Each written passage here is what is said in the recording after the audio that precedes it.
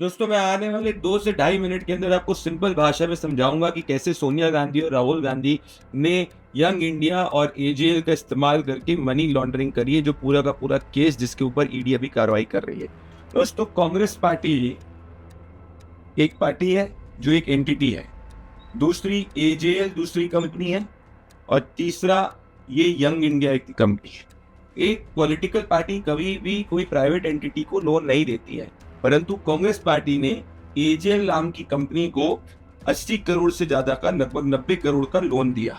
अब इस AJL company के अंदर सोनिया गांधी, राहुल गांधी, मोतीलाल वोरा, सैम पिट्रोडा, सुमन देव, बेसिकली सोनिया गांधी के फ्रेंड्स और फैमिली आते हैं। और यहाँ पे सोनिया गांधी और Rahul Gandhi majority stake holder नहीं है। अब ये कंपनी लोन रीपे नहीं कर पाई। इसके बावजूद कांग्रेस पार्टी ने एक और नई कंपनी जिसका नाम है यंग इंडिया, इसको 50 लाख का लोन दिया। तो कांग्रेस पार्टी ने जो एक पॉलिटिकल पार्टी एक एंटिटी एजेएल को लोन दिया जो नहीं कर सकती, कांग्रेस पार्टी ने यंग इंडिया करके कंपनी को लोन दिया 50 लाख का, जिसके अंदर majority stake holder Rahul Gandhi और सोनिया गांधी है। इनके पास 76% का स्टेक है।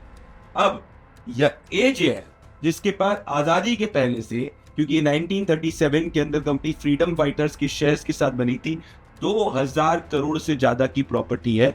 इस एजेएल ने अपने पूरे शेयर्स को यंग इंडिया को ट्रांसफर कर दिया और यंग इंडिया को फ्लोट वापस से कांग्रेस पार्टी को गारंटर के रूप में बनाया।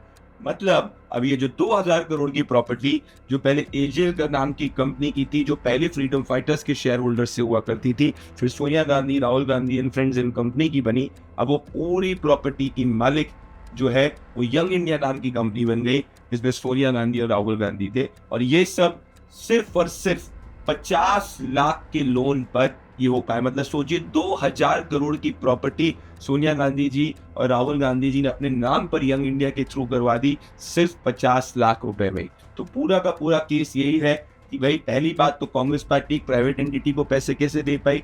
दूसरी बात, 2000 करोड़ की प्रॉपर्टी जो पहले फ्रीडम फाइटर्स के शेयर्स की प्रॉपर्टी थी, उसको कांग्रेस पार्टी के राहुल गांधी और सोनिया गांधी ने अपनी निजी संपत्ति कर दी। ये केस ऑफ लैंड ग्रैबिंग है, ये केस ऑफ मनी लॉन्ड्रिंग भी है। और इसीलिए कोर्ट ने, जब सुप्रीम कोर्ट के अंदर सोनिया गांधी और राहुल गांधी के गए थे क्वॉश करवाने के लिए एफआईआर, सुप्रीम कोर्ट ने 2016 के अंदर भी कह दिया कि कोई एफआईआर क्वॉश नहीं होगी, ईडी का केस चलते रहेगा।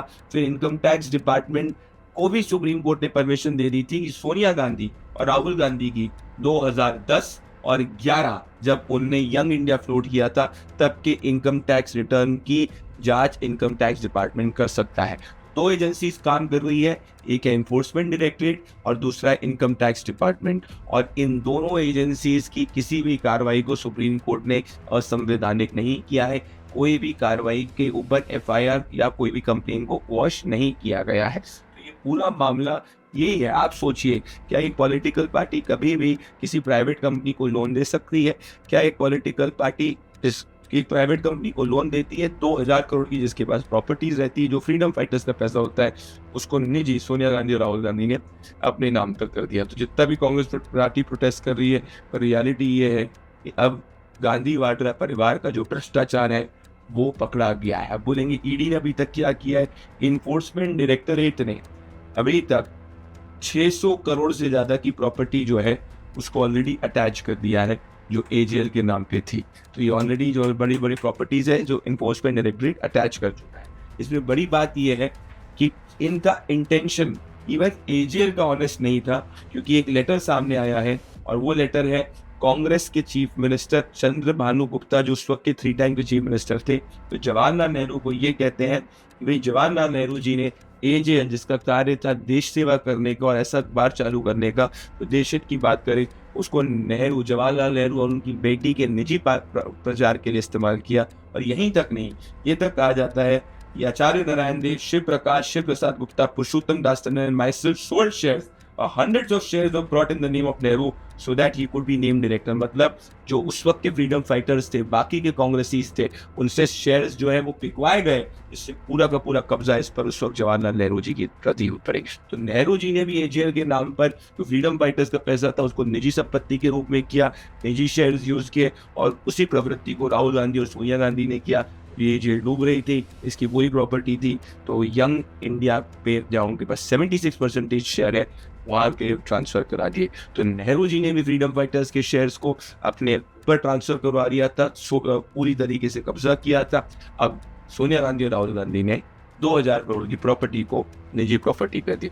मनी लॉन्ड्रिंग है, ये फाइनेंशियल इरेगुलरिटी है, जिसकी जांच इन्वेस्टिगेटिव एजेंसी कर रही हो। पीएम मोदी ने कहा था जिसने देश का पैसा लूटा है उसको लौटाना।